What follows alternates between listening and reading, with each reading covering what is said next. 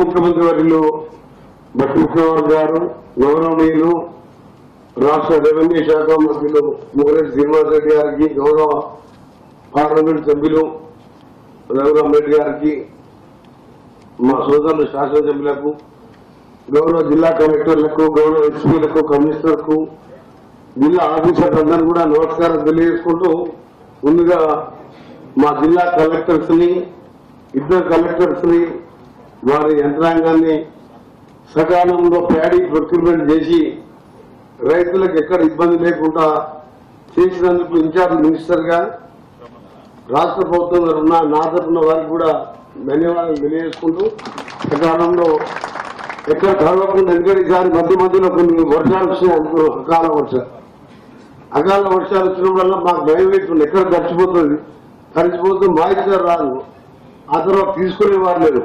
అయినా మీరు టైం మీ ముగ్గురు సీనియర్ మినిస్టర్స్ వారి సలహాలతో మీరు సకాలంలో చేసినందుకు ఇన్ఛార్జ్ మినిస్టర్ గా అభినందిస్తూ, దాంతోపాటు ఇంద్రమ్మ ఇళ్ల విషయంలో కానివ్వండి, ఇంకా సీడ్స్ ఫెర్టిలైజర్స్ ఇప్పుడు మళ్ళా సీజన్ స్టార్ట్ అవుతుంది, ఈసారి ఎర్లీ మాన్సూన్ కూడా వస్తున్నది, దానికి సంబంధించి తీసుకోవాల్సిన చర్యలు మీ జిల్లాకు చెందిన అగ్రికల్చర్ మినిస్టర్ ఉన్నారు కాబట్టి వారి సలహాలతో ఎక్కడ లోటు లేకుండా చేసుకోవాలని, దాంతోపాటు మీ అందరికీ తెలుసు ఇల్లు కట్టే కార్యక్రమం 5 లక్షలు ఇప్పుడే మా గౌరవ మంత్రివర్యులు బొమ్మిరెడ్డి శ్రీనివాస్ రెడ్డి గారు చెప్పారు.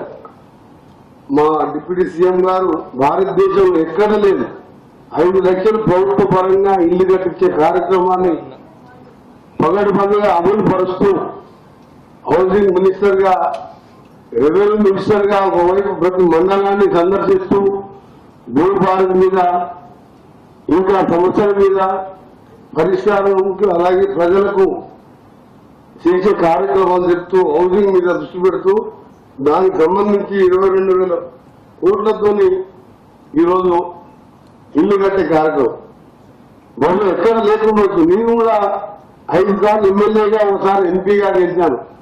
ఇప్పుడు ఊళ్ళలో పోతే ఎంత సంతోషంగా కనిపిస్తుందంటే, ఒకవైపు సన్న బియ్యం 3 కోట్ల మంది సన్న బియ్యంతో పేదవాడు గతంలో వచ్చిన దొడ్డు బియ్యం రేషన్ షాప్లకు అమ్మేసి బయట కొనుకొచ్చుకునేది. ఇవాళ మనలాంటి వాళ్ళు ధనవంతులు తినే సన్న బియ్యం తినుకుంటూ కొత్తగా 5 లక్షల ఇళ్లలో ముగ్గు వస్తుంటే ఆ గ్రామాలలో సంతోషం వెలువడుతుంది. కొద్దిగా ఆలస్యమైన రాష్ట్ర ఆర్థిక పరిస్థితి అదే విధంగా ఉన్నా మా భట్టి గారు, మా గౌరవ ముఖ్యమంత్రి గారు, మంత్రివర్గంలో మేమందరం సమిష్టిగా కృషి చేస్తూ గాలిగా పెట్టడానికి ప్రయత్నం చేస్తున్నాం. దానికి ఆఫీసర్గా మాకంటే మాతో పాటు మీకు కూడా బాధ్యత ఎక్కువ ఉన్నది. దాన్ని మీరు ఇదే విధంగా కష్టపడి ముందుకు తీసుకుపోవాలని, దాంతోపాటు ఈరోజు సాదా పరిణామాల విషయం కానీ అన్ని విషయాల్లో ప్రతిరోజు రెవెన్యూ మినిస్టర్ గారు మాట్లాడుతూనే ఉన్నారు, మీరందరూ చూస్తూనే ఉన్నారు. దాంతోపాటు డిప్యూటీ సీఎం గారు ఇండియా ఇంటిగ్రేటెడ్ స్కూల్ అని దేశంలో ఎక్కడ లేని విధంగా ఒక్కొక్క స్కూల్కు 150 నుంచి 200 కోట్ల రూపాయలతోని ఈరోజు ప్రతి కాంప్లెక్స్ లో స్కూల్ దాదాపు 65 స్కూళ్లకు టెండర్లు పిలవడం జరిగింది. కొన్ని పనులు కూడా మొదలయ్యేది. గతంలో 1000 గురుకులాలు కట్టినామని చెప్పుకున్నారు, కానీ ఒక్కొక్క రూమ్ లో 25 మంది పిల్లలు ఉండేవారు. 400 మంది ఉంటే 20 బాత్రూమ్లు కూడా ఉండేది కాదు. ఇవాళ ఇంటర్నేషనల్ స్టాండర్డ్ లో ఇంక్లూడింగ్ ఒకటేసారి 1000 మంది డైనింగ్ హాల్, స్టేడియంతో సహా ఇంటిగ్రేటెడ్ స్కూల్ అంటే ఇది మామూలు విషయంగా.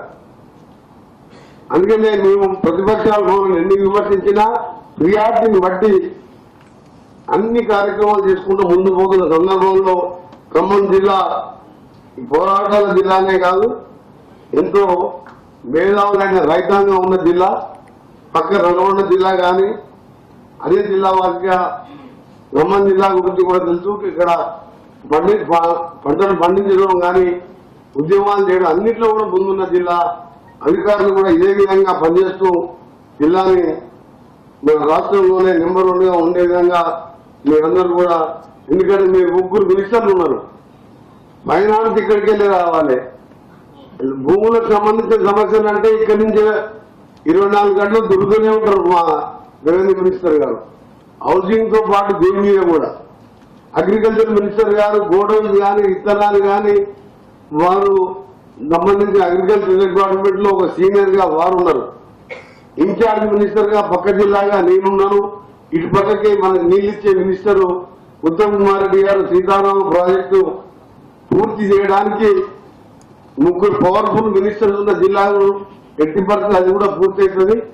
తప్పకుండా మీ పనిచేసే ఆఫీసర్లకు మా పూర్తి సపోర్ట్ ఉంటుంది. మీరు కూడా ఎక్కడ పొరపాటు జరగకుండా కింది లెవెల్లో ఇళ్లలో ఎంపికలు కానీ ఎక్కడ పొరపాటు జరిగినా మీతో పాటు ప్రభుత్వానికి మాకు అందరికీ చెడ్డ పేరు వస్తుంది.